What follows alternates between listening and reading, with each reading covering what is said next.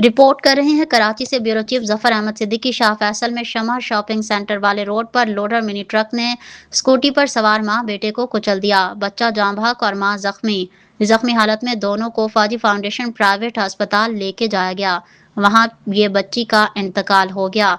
उसके बाद जख्मी हालत में मां को सिविल अस्पताल मुंतकिल कर दिया गया।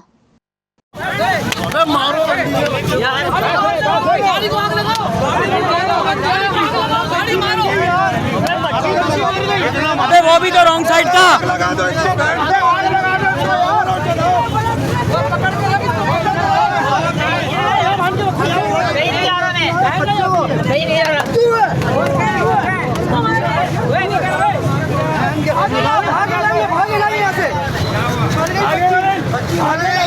आगे